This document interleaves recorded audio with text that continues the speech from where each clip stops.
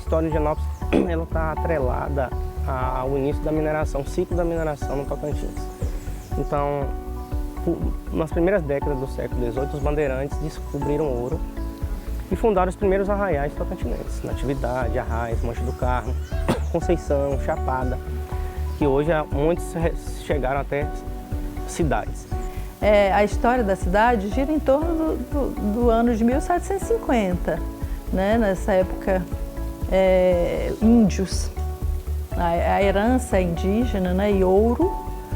Essa região aqui era uma região onde dominava a mata, muita mata, rica fauna, flora, e aqui tinha muitos agricultores e pecuaristas.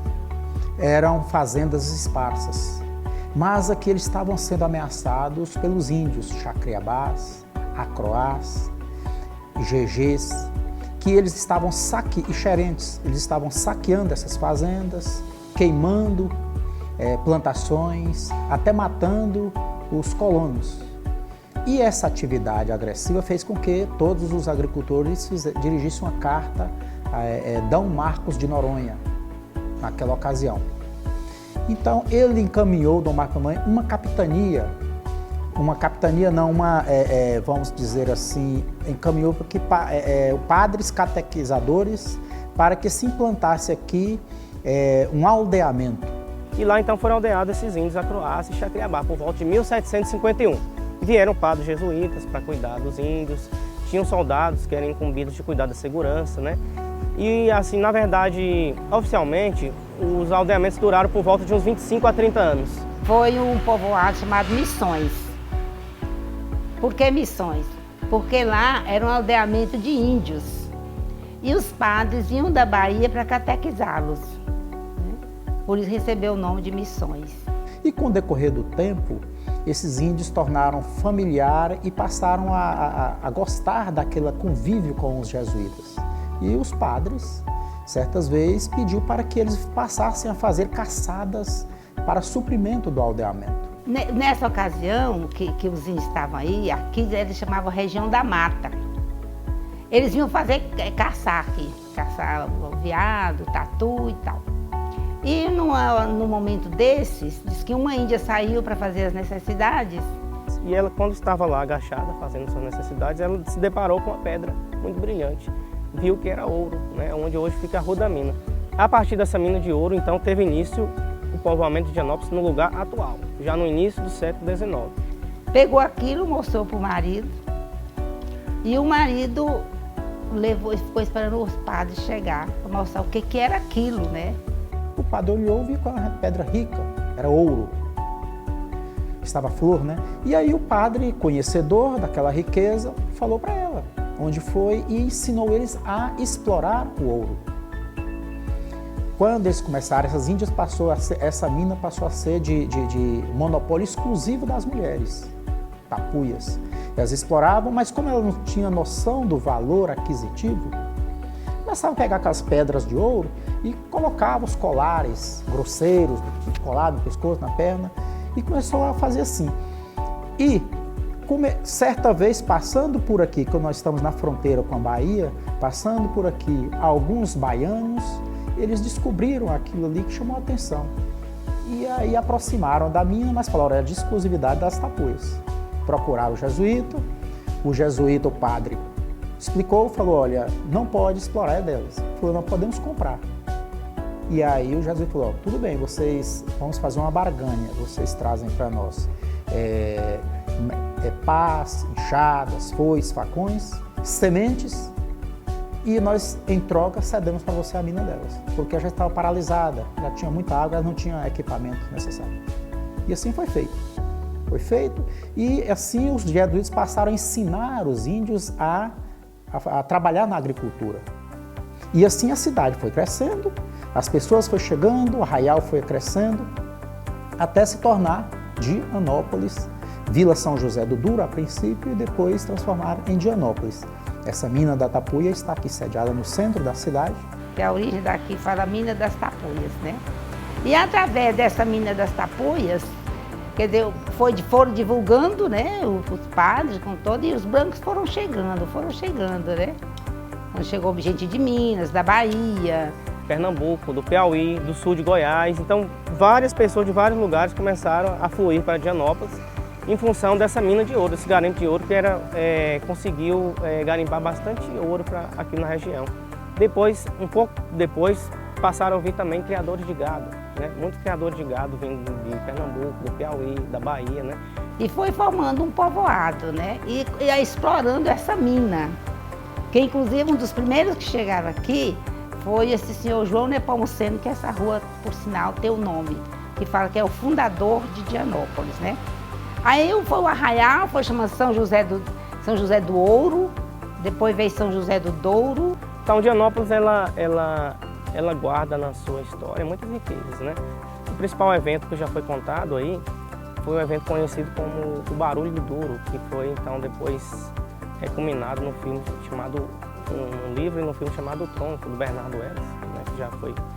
Com o decorrer do tempo, né, a cidade foi crescendo, tomando uma proporção maior, e aqui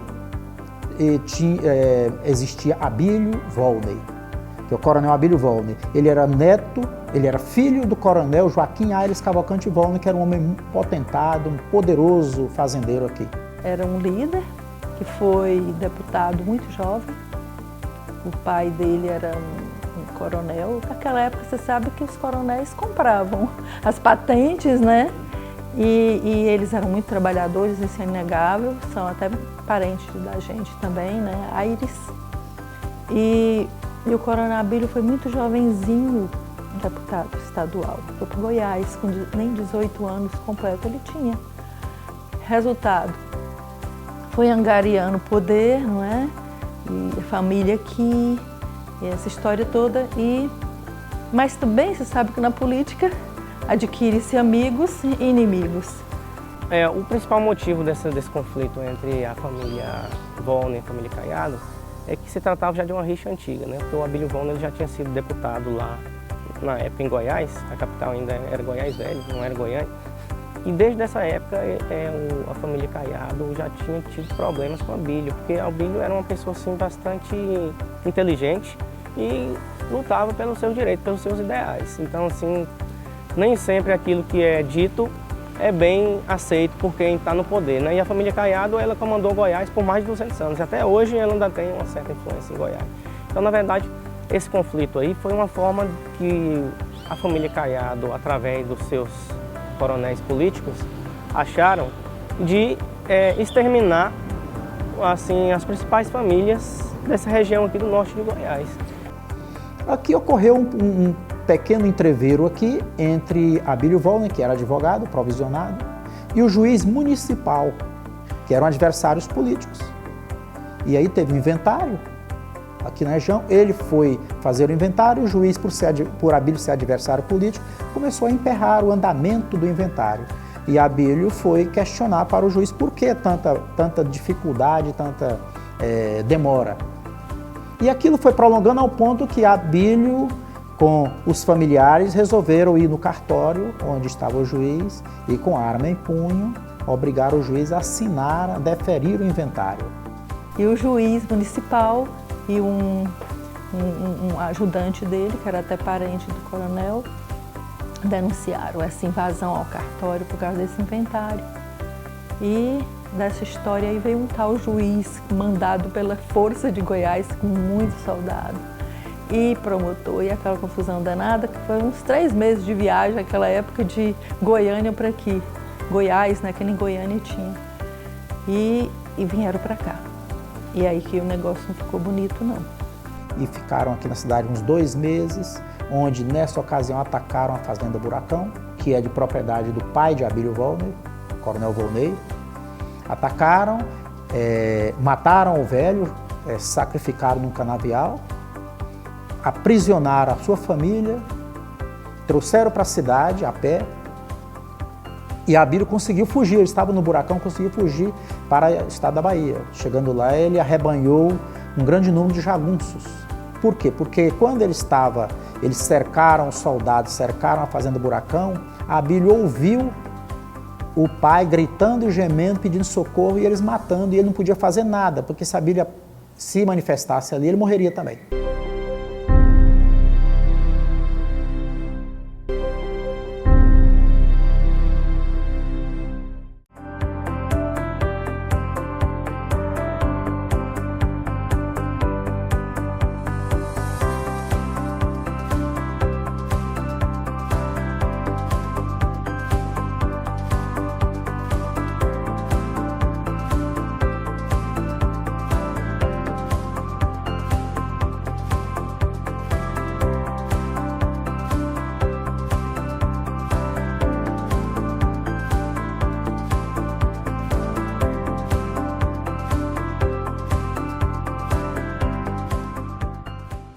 E a partir da morte do pai e de um companheiro, o coronel Abílio se escondeu e jurou na vingança.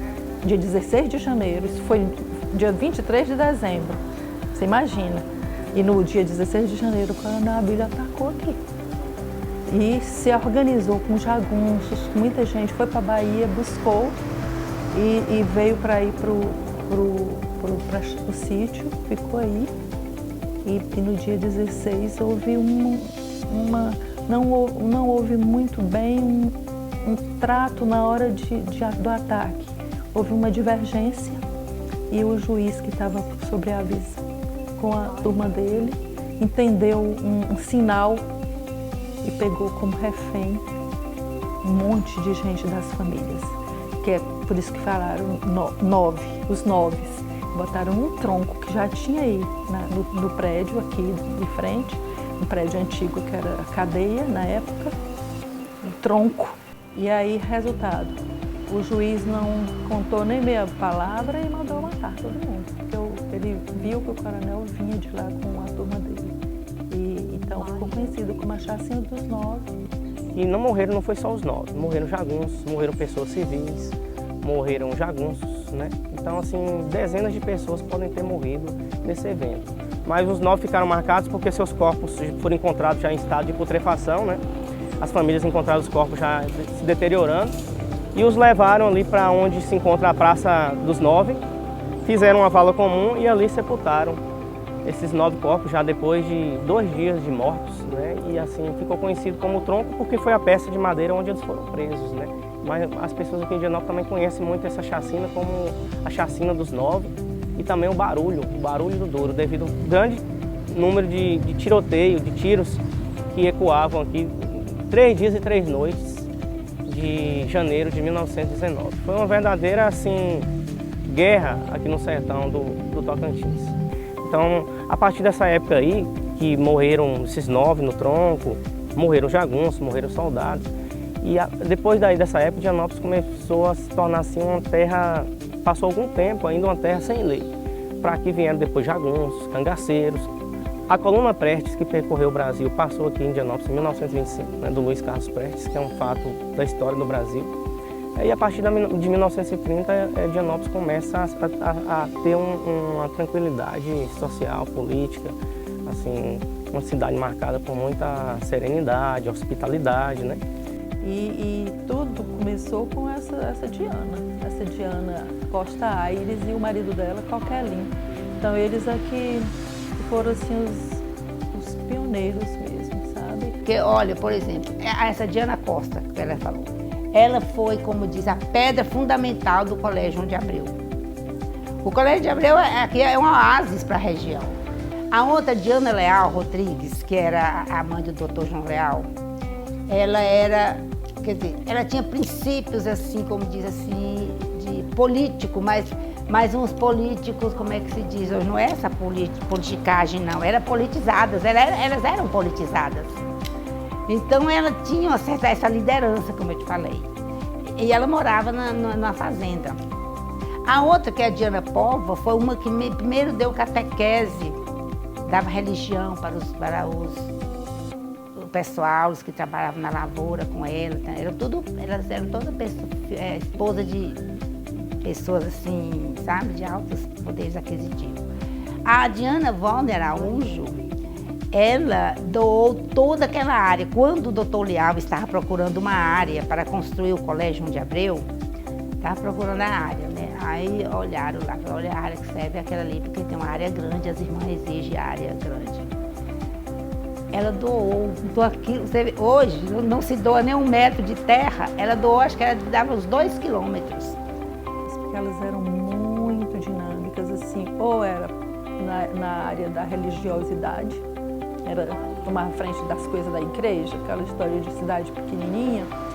E uma que até minha tia foi ela que foi ela e o marido que foram assim os pioneiros na educação daqui da cidade. Então eles deram aula até aqui, nesse prédio, na cadeia pública que era o tal de Sobrado, que foi demolido na década de 50 por um prefeito que achou que que causava muita dor às famílias, porque era sujo de sangue, por causa daquelas cenas. Então, por causa das 4 Dianas, em homenagem a elas, eles deram o nome aí sugeriram o nome de Dianópolis, cidade das Dianas. Depois, como a professora Lizinha já falou sobre o massacre que teve aqui, né, dos Caiados contra os Volneys, ficou duro, ficou muito tempo chamado de duro, né? E tanto que esse arraial aqui, a vila, pertencia à Conceição do Norte. Depois desmembrou-se de Conceição do Norte e passou para cá, mas ainda com o nome de Duro. E o povo ficou falando, gente, vamos mudar esse nome, Duro, por que Duro, né? Mas Duro certamente foi como é que se diz, da linguagem, porque era São José do Douro, São José do Ouro, e depois ficou Duro, né? Aí eles resolveram, então chamou várias pessoas assim na cidade, os líderes, né?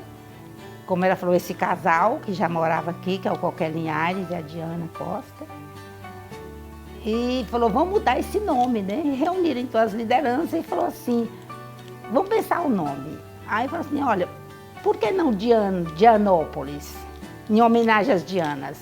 Então, Dianópolis é uma cidade histórica, e assim, das principais cidades históricas do Tocantins, porque ela soube preservar sua cultura, sua memória, seu passado através de livros, de poetas, escritores, historiadores. E ela guarda muitas marcas do passado, por exemplo, como essa luta entre coronéis no século XIX, o início da mineração do ouro. Os primeiros aldeamentos de Goiás foram aqui em Dianópolis, né, que era o aldeamento do Duro e o aldeamento do Formiga. A coluna Prestes já esteve em Dianópolis. Marcas do cangaço e dos jagunços antigos estiveram em Dianópolis.